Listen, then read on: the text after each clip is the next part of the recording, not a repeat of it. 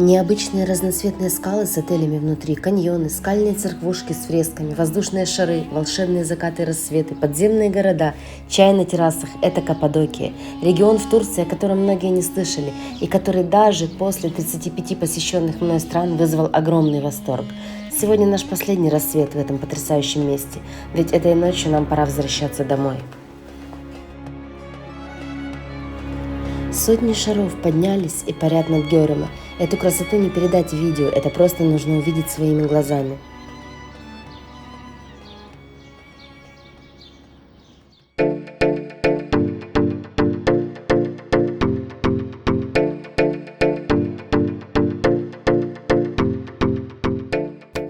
С 5 по 8 век Зельве был центром христианства. Сейчас здесь очень многие локации перекрыты, потому что обвалы частые. Может быть, она ушла? Да. Билет стоит 60 лир, что в Каймаклы, что в соседний подземный город Диринкую. Вот при выходе я подумала, что таким, как ты, нужно выдавать что? Каску. Да, сбил голову, все страшно. Поэтому, кто будет идти, одевайте эти лыжные шлемы. А я только 2 раза ударилась головой. Эта турецкая пицца вкуснее наших в пиццериях, наверное, раз в 10. Горло у меня болит. Мой муж изощряется ради меня, чтобы я не заболела коронавирусом, я должна есть чеснок. И ты хочешь чеснока.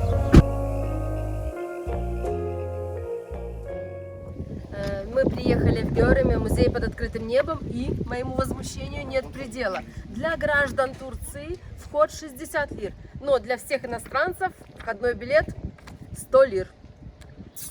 И еще парковка, то есть вход здесь на горе, а парковка внизу находится метров 400. То есть так нормально на гору подняться нужно потом. Чтобы поставить машину. И парковка тоже платная, тоже 10 лир. Не 5, как везде, а 10. Вообще за всю нашу неделю пребывания здесь в Каппадокии это, наверное, самый дорогой вход, который мы заплатили.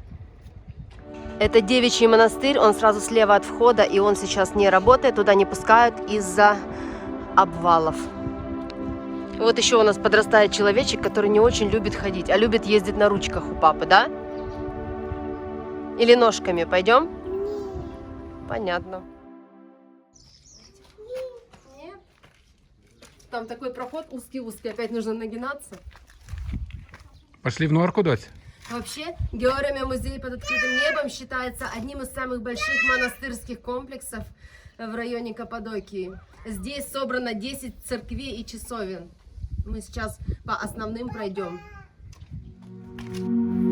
В первые века христианства верующие бежали сюда из Иерусалима и других мест, спасаясь от преследования официальных властей. Приходить сюда лучше утром, часам к 10. Во-первых, не жарко, во-вторых, нет скопления людей. Некоторые бюджетные путешественники игнорируют посещение этого места из-за высокой стоимости и сами осматривают бесплатно множественные церкви в долинах.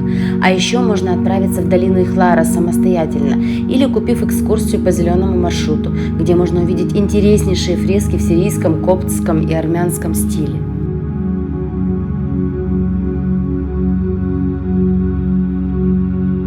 Вход в православную церковь. Здесь во многих церквях съемка запрещена внутри. Все фрески, настоящие. Это церковь Святой Варвары.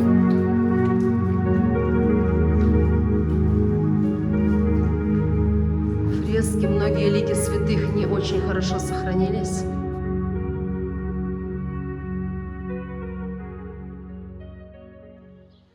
Мы хотели здесь полетать на дроне, но с дроном мы погорячились, потому что, оказывается, дроном снимать на территории Гёреме музея под открытым небом запрещено не из-за того, что здесь старина, древности, фрески и церкви, а из-за того, что рядышком пограничники. И если мы взлетим, у нас будут проблемы. Поэтому Не судьба. Да. Внутри в церквях снимать тоже нельзя. Дроном снимать нельзя. Ну, я, конечно, пару фресок вам покажу, тихонечко, вы же понимаете. Но во всех церквях однозначно снимать не получится. Алиса, ты где? Дотя? Выходи, мы идем дальше. Ей понравилась церковь Святой Варвары. Она там вот. Выходи! Ау! В общем, наш ребенок сегодня никуда не собирается. Она здесь села на стульчик охранника и сидит. И ей все равно, что мы собрались уйти, панамочку выбросила. Мы уходим, Дотя. Пойдем. Пока. Идешь с нами, да, садишься?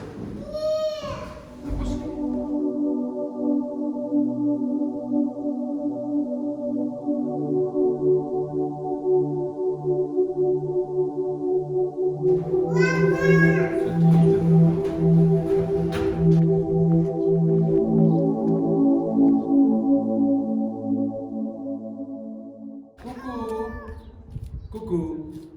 Сделай маме. Ой, боюсь, боюсь.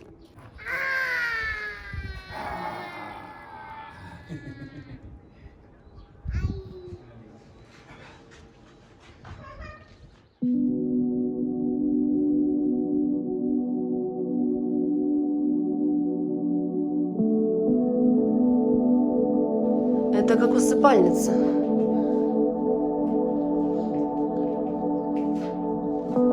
Мы уже побывали в церкви Святой Варвары, в церкви Святого Ануфрия, а здесь еще есть церковь с яблоком, церковь со змеей. Идем, Алис? Георами музей под открытым небом – это вообще первая достопримечательность, которую обычно посещают туристы в Каппадокии. Мы же оставили это место на последний день отъезда. Из центра Георами сюда можно дойти пешком буквально за 10-15 минут.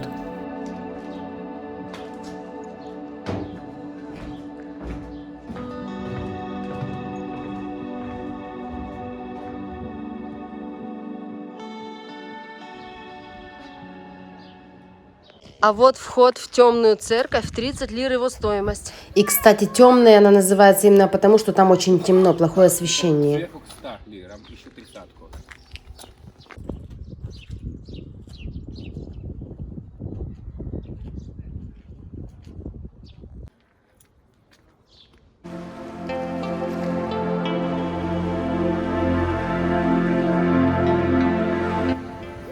Что у тебя? Покажи. Дядя, что ты подарил?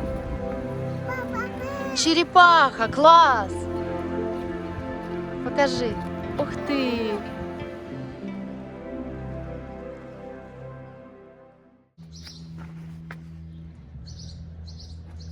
Смотри, какие розы, Алиса. Смотри, мама. Иди ко мне. А ну.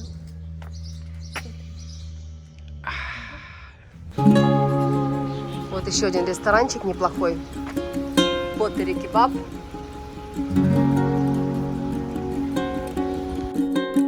Наше путешествие подходит к концу, и сейчас мы едем в аэропорт Анкары, но перед этим заехали в Учисар, потому что здесь, на центральной площади, готовят самые вкусные лепешки гёзлема и турецкую пиццу пиде, и мы сейчас с собой возьмем. Реально, вот за все время, которое мы здесь отдыхаем, вкуснее я не ела нигде.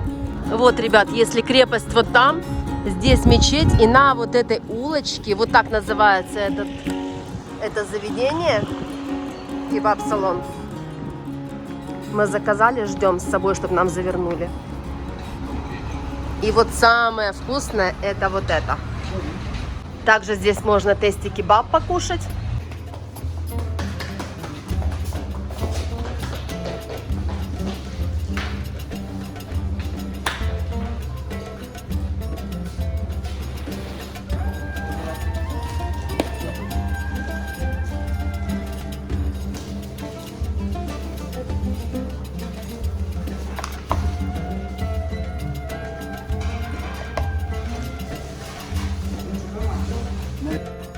Вернусь домой и тоже приготовлю такую пиццу.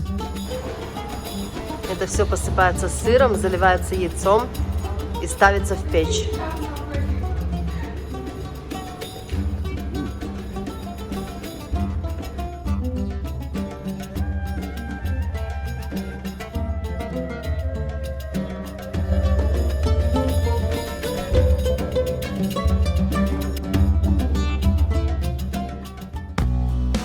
Уезжать всегда грустно и не хочется, но дома нас ждут старшие дети и дела. И с другой стороны, конец одного путешествия – это близкое начало другого. В ближайший месяц мы будем в Одессе, потому что Ася поступает в университет и нужно решить все вопросы с подачей документов. А в свободное время будем ездить за город и показывать вам новые интересные пляжи и места, в которых вы еще не были раньше.